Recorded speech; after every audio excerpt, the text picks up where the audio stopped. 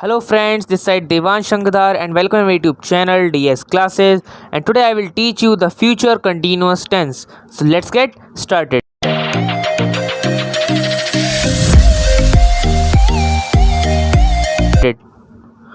तो देखो क्या फ्यूचर कंटिन्यूस टेंस क्या होता है। When any sentence ends with रहा होगा, रही होगी, रहे होंगे, लेटा होगा, किया होगा, रखा होगा, खड़ा होगा, खड़े होंगे, पढ़ा होगा, पढ़ी होगी, etcetera, that is called future continuous tense. Okay, कोई भी वाक्य अगर इनसे एंड होता है, रहा होगा, रहे होगे, रही होंगे, रही होगी, लेटा होगा, किया होगा, रखा होगा, खड़ा होगा, खड़े होंगे, पढ़ा होगा, etcetera, that is called future continuous tense.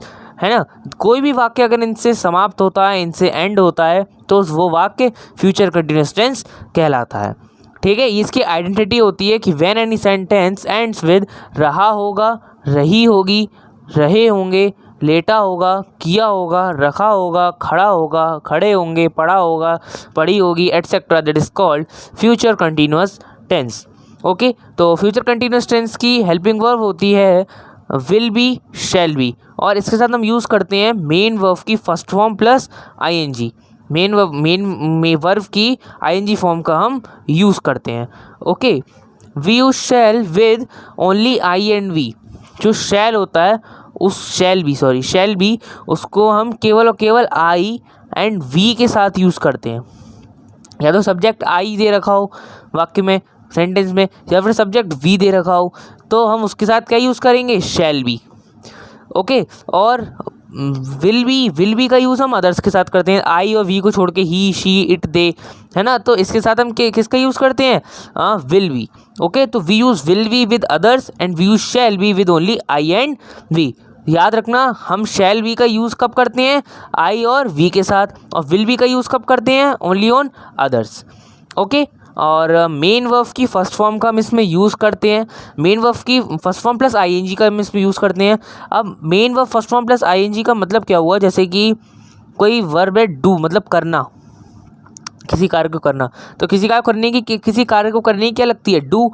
अब इसकी आईएनजी फॉर्म क्या होगी, प्लेस में आईएनजी ऐड कर दो, इज इक्वल डूइंग। तो ये जो डूइंग है ये क्या हो गई, इसकी आईएनजी फॉर्म। तो हम इसमें मेन वर्ब की आईएनजी फॉर्म, मतलब वर्ब की आईएनजी फॉर्म का यूज़ करते हैं। ओके, एग्जांपल्स देखते हैं। फर्स्ट एग्जांपल हमें दे रखा है, मैं कल इस समय अमेरिका जा रहा हूँगा। तो देखो, मैं क्या है, आई, है ना, तो आई, और मैंने आई के साथ क्या बताया था, शैल बी का यूज़ करेंगे हम। We use shall be with only I and we use will be with others. So in this sentence we use shall be. Okay, तो आई के साथ shall be, helping verb shall be का use होगा, I shall B. अब क्रिया क्या हो रही है, अमेरिका जाने में जा रहा हूँगा, तो जाने की क्रिया हो रही है, तो जाने की क्या होती है, गो, और गो की आईएनजी फॉर्म क्या होगी, इसमें आईएनजी ऐड कर दो, तो क्या होगी, गोइंग। तो इसमें क्या लगाएंगे हम, going, I shall be going.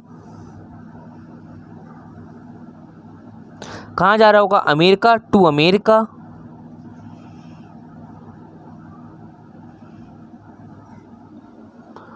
Eight this time tomorrow, कल। Okay, I shall be going to America at this time tomorrow. Okay, second sentence देखते हैं, हम कल फुटबॉल खेल रहे होंगे।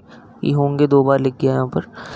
हम कल फुटबॉल खेल रहे होंगे, तो हम क्या है, मतलब वी, मतलब हम क्यों क्या लगती है, वी, और वी के साथ मैंने क्या बताया था, आई, और वी के साथ हम किसका यूज़ करते हैं, शैल बी। तो इस सेंटेंस में हम क्या लगाएंगे, shall be, we shall B.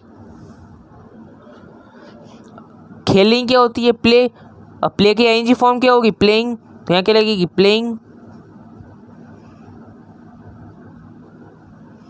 Playing football tomorrow.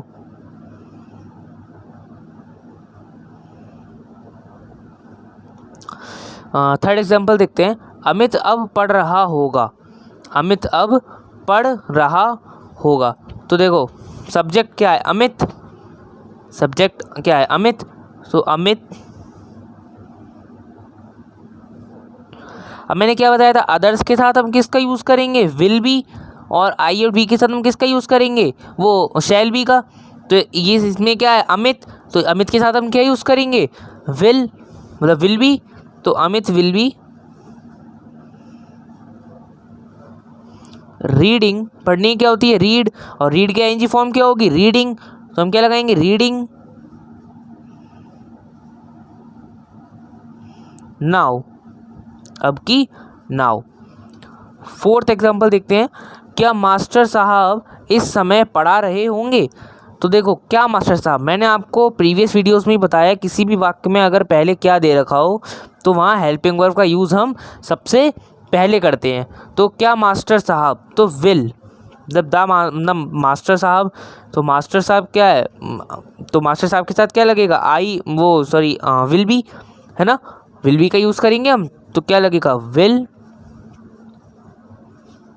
The teacher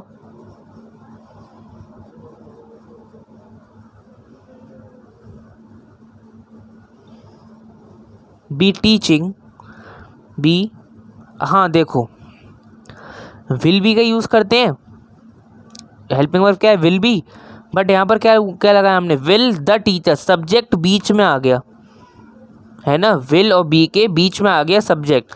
अब हम ऐसे नहीं लगा सकते कि विल बी द टीचर, नहीं, हम क्या क्या लगाएंगे, विल, सबसे पहले विल, फिर द टीचर, सब्जेक्ट, उसके बाद बी, बी या बीन जो भी है उसके बाद फिर आएगा सब्जेक्ट के बाद। Okay, will the teacher be teaching, तो पढ़ाने की क्रिया हो रही है, तो पढ़ाने क्या होती है, टीच, टीच की आईएनजी फॉर्म क्या होगी, टीचिंग, तो लगा देंगे टीचिंग,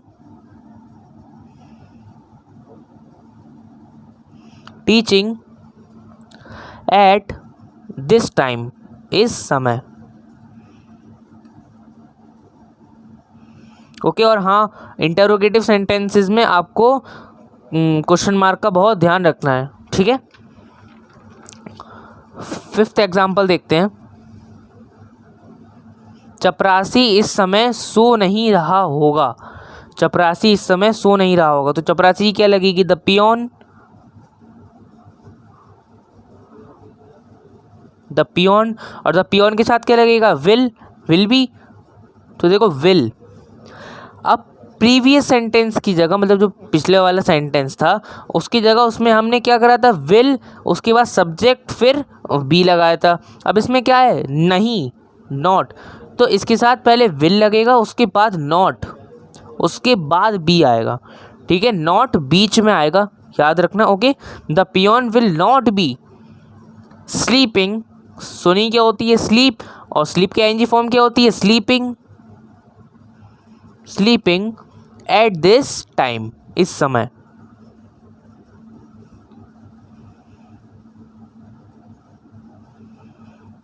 लास्ट एग्जांपल देखते हैं, उसे कल कौन पढ़ा रहा होगा।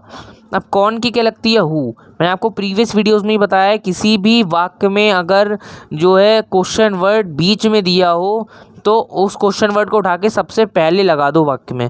तो कौन की क्या लगेगी, हु, हु, और हु के साथ क्या लगेगा, विल, हु के साथ विल लगेगी, है ना, तो will be teaching her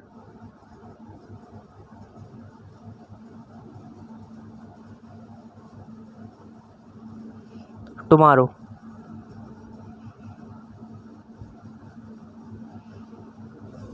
okay, who will be teaching her tomorrow. तो आज की वीडियो यहीं एंड होती है, और इस वीडियो से रिलेटेड आपको कोई भी डाउट हो, कोई भी क्वेश्चन हो, तो आप मुझे तुरंत कमेंट बॉक्स में कमेंट करें, आपको आपके क्वेश्चन का आंसर 24 आवर्स में मिल जाएगा। और वीडियो अच्छी लगी हो तो वीडियो को लाइक करें, चैनल को सब्सक्राइब करें। Thank you so much for watching, bye.